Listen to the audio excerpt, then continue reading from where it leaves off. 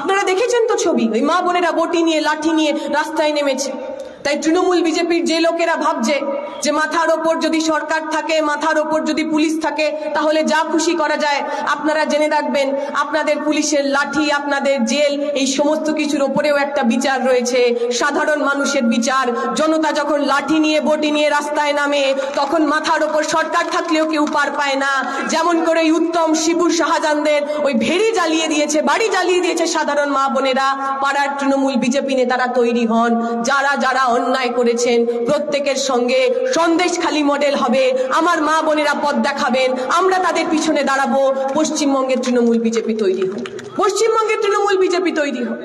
বিজেপির সরকার, RSS, BJP প্রতিদিন আপনার মাথায় নতুন করে ধর্মের বিষ ঢুকিয়ে দিচ্ছে। তারা বলছেন আপনি যদি হিন্দু ধর্মাবলম্বী হন, আপনি যদি হিন্দু হন, তাহলে নাকি বিজেপিকে ভোট করতে হবে। हिंदू खतरे में है, इसलिए अगर हिंदुओं को बचना है तो बीजेपी को वोट करना है। मैं उनसे सवाल पूछना चाहती हूँ, पिछले 9.5 साल में इस देश के अंदर 1,40,000 কৃষক আত্মহত্যা করেছে, ফসলের দাম না পেয়ে আত্মহত্যা করেছে 1,40,000 মানুষ। নরেন্দ্র মোদী কথায় কথায় বলেন যে ভারত হলো হিন্দুদের দেশ। ভারতে যদি সংখ্যাগরিষ্ঠ হিন্দু হয়, যদি 70% মানুষ হিন্দু হন, তাহলে 1,40,000 যে কৃষক যারা ওই কীটনাশক খেয়ে আত্মহত্যা করলো, তাদের মধ্যে 80,000 লোক তো হিন্দু। দেখেছেন কখনো আরএসএস বিজেপির লোককে ওই হিন্দু মরে যাওয়া কৃষকগুলো সম্পর্কে একটা শব্দ কথা বলতে? আপনার বাড়িতে যারা রাম মন্দির উদ্বোধনের দিন ওই চাল দিতে এসেছিল, বলেছেন নাকি তারা ওই 80,000 মরে যাওয়া কৃষকের কথা বলেছেন? তারা কেন আত্মহত্যা করলো? ওরা কিসের দুঃখ যন্ত্রণা ছিল এত ওদের? কৃষি ঋণ নিয়েছিল সরকারের কাছ থেকে 5,000, 10,000, 20,000, ম্যাক্সিমাম 1 লাখ। কেন নিতে হয়েছিল কৃষি ঋণ? সারের ভর্তুকি কেন্দ্রের সরকার তুলে দিয়েছে, সারের যা দাম বেড়ে গেছে, পকেটের টাকা দিয়ে সার কেনা যায় না, কৃষি ঋণ নিতে হয়। বীজের টাকা, কীটনাশকের টাকা, যা যা ভর্তুকি আগে কেন্দ্রের সরকার দিত, সব ভর্তুকি ওরা তুলে নিয়েছে। যা দাম বেড়ে গেছে, নিজের পয়সায় আর চাষ করা যায় না, কৃষি ঋণ নিতে হয়। কৃষকরা বলেছিলেন আমাদের এই কৃষি ঋণ মুকুব করে দিন। 1 লাখ, 2 লাখ, 3 লাখ, 4 লাখ। আপনি তো দেশের সরকার, আপনি তো আমাদের ভোটে, আমাদের ট্যাক্সের টাকা ওই নীল লাল বাতি গাড়ি চলেন। আমাদের একটু যদি এই কৃষি ঋণগুলো মুকুব করে দেন, তাহলে আমরা বেঁচে পড়তে যাই। নরেন্দ্র মোদী সরকার ওই কৃষি ঋণ মুকুব করেননি, তার বদলে কি করেছেন জানেন? 150 কোটি টাকার কর্পোরেট ঋণ নিয়েছিল, 150 কোটি টাকা। আমি আর আপনি স্বল্প সঞ্চয়ের যে ব্যাংকে টাকা জমাই, এসবিআইতে যে টাকা জমাই, আমাদের ব্যাংকের টাকা থেকে 150 কোটি টাকা আম্বানি আদানি পুঁজিপতিদের দিয়েছিল নরেন্দ্র মোদী। একদিকে যখন কৃষকের ঋণ নরেন্দ্র মোদী মুকুব করেননি, অন্যদিকে ওই পুঁজিপতিদের কর্পোরেট ঋণ উনি মুকুব করে দিয়েছেন। সুতরাং আপনি হিন্দু হন অথবা মুসলমান, আপনি যদি গরিব মানুষ হন, নরেন্দ্র মোদী আপনার হয়ে কথা বলবে না। আপনি হিন্দু হন অথবা মুসলমান, আপনার পকেটে যদি কারি কারি টাকা থাকে, আপনি যদি বড় লোক হন, পুঁজিপতি হন, নরেন্দ্র মোদী আপনার সঙ্গে থাকবে। আপনাকে তো পক্ষ নিতে হবে। শুধুমাত্র ধর্মের নামে আমরা আমাদের ভোটগুলোকে দিয়ে দেব? ওরা বলবে মন্দির বানানোর জন্য নরেন্দ্র মোদীকে ভোট দিন। আচ্ছা, আপনার পশ্চিমবঙ্গে এর আগে মন্দির ছিল না? 2014 আগে, 2019 আগে পশ্চিমবঙ্গের গ্রামে মন্দির তৈরি হয়নি? আপনার বাড়িতে, আপনার পাড়ায় যে দুর্গাপুজো হয়, সেই দুর্গাপুজো করার জন্য বিজেপির দরকার হতো, সিপিএম এর দরকার হতো, তৃণমূলের দরকার হতো? পাড়ার লোক চাঁদা দিয়ে নিজের পুজো নিজের মতো করতো। এতে তো রাজনীতির কোনো সম্পর্ক নেই।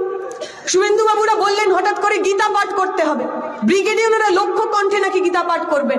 গীতা পাঠ করবেন, ভালো কথা, কোনো অসুবিধা নেই। পশ্চিমবঙ্গের মানুষ, পশ্চিমবঙ্গের লোকেরা গীতা পাঠ করেন, যার যেটা পছন্দ সেই ধর্মগ্রন্থ তারা পাঠ করেন, কোনো অসুবিধা নেই। হঠাৎ করে ব্রিগেডে বিজেপিকে কেন গীতা পাঠ করতে হবে?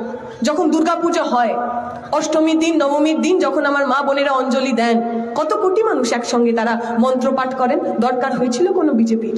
এই কিছুদিন আগে যখন সরস্বতী পুজো হলো, হলুদ শাড়ি পরে বাচ্চা বাচ্চা মেয়েগুলো, সাদা নীল পাঞ্জাবি পরে বাচ্চা বাচ্চা ছেলেগুলো স্কুলে গেল, কলেজে গেল, সরস্বতী ঠাকুরের সামনে অঞ্জলি দিল, দরকার পড়েছিল নাকি কোনো বিজেপির, কোনো তৃণমূল, কোনো সিপিএম, কোনো রাজনৈতিক দল?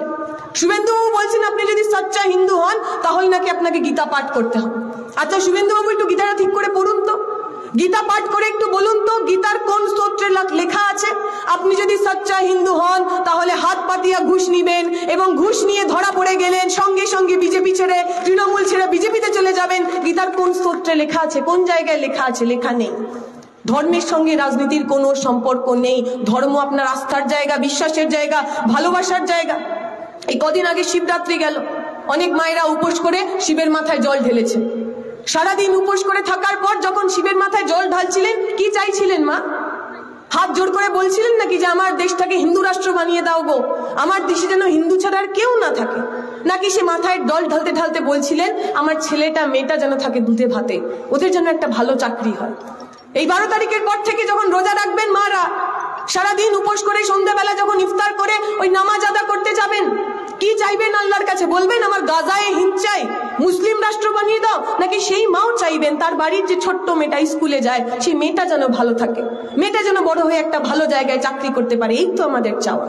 আপনি যে ধর্মেই বিশ্বাস করুন না কেন, আপনি মন্দিরে যান, মসজিদে যান, গির্জায় যান, গুরুদুয়ারাতে যান, আপনার সঙ্গে আপনার ভগবানের যে সম্পর্ক, সেই সম্পর্ক তো ভালোবাসা, সেই সম্পর্কে তো ঘৃণা নেই, সেই সম্পর্কে তো হিংসা নেই।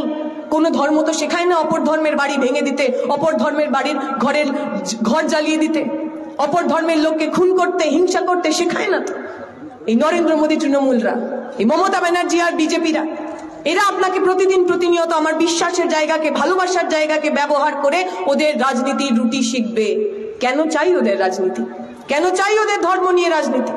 যখন দেখবেন কোথাও দাঙ্গা হয়, দাঙ্গায় যখন মানুষের ঘর পুড়ে যায়, মানুষের মধ্যে ভয় হয়, তখন হিন্দু পাড়ায় গিয়ে বিজেপির লোকেরা বলবে দেখো হিন্দু খতরে মে হ্যায়, अगर हिंदू को बचना है तो बीजेपी को वोट करना है।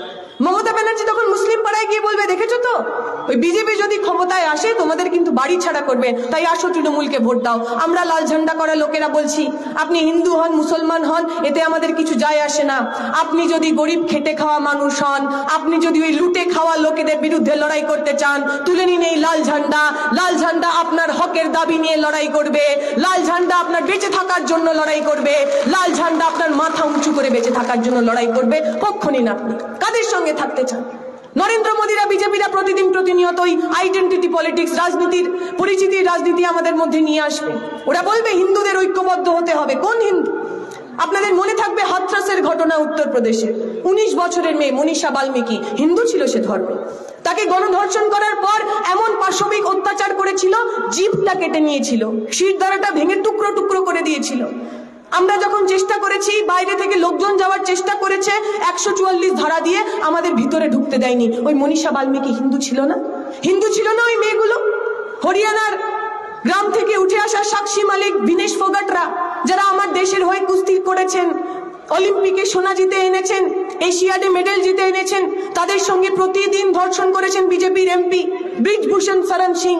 তারা যখন রাস্তায় নেমে বলেছেন আমরা দেশের জন্য এত কিছু করলাম, দেশ আমার সম্মানের জন্য দাঁড়াবে না? নরেন্দ্র মোদী আমাদের সঙ্গে সেলফি তুললেন আমাদের মেডেল নিয়ে, অথচ আজকে যখন আমার শরীরের ওপর ধর্ষণ হলো তখন নরেন্দ্র মোদী আমাদের সঙ্গে দাঁড়াবেন না? ছিল না ওই মেয়েগুলো হিন্দু? ওই হাথরাসের ঘটনা, উন্নাওয়ের ঘটনা, যেখানে বিজেপির এমএলএ কুলদীপ সেনেগার একটি মেয়ের সঙ্গে ধর্ষণ করলেন, বাবা যখন জানতে পারলো মেয়ের শরীরের ওপর এমন আক্রমণ হয়েছে, গেছিলেন উনি পুলিশ স্টেশনে রিপোর্ট লেখানোর জন্য। পুলিশ স্টেশনের মধ্যে পিটিয়ে খুন করা হয়েছিল ওই ছোট্ট মেয়েটির বাবাকে। ওই বাবা, ওই মেয়ে, ওরা হিন্দু ছিল না? কেমন হিন্দু? কিসের হিন্দু? কাদের জন্য বিজেপি কথা বলছে? ওদের হিন্দুত্বে মহিলাদের কোনো জায়গা নেই, ওদের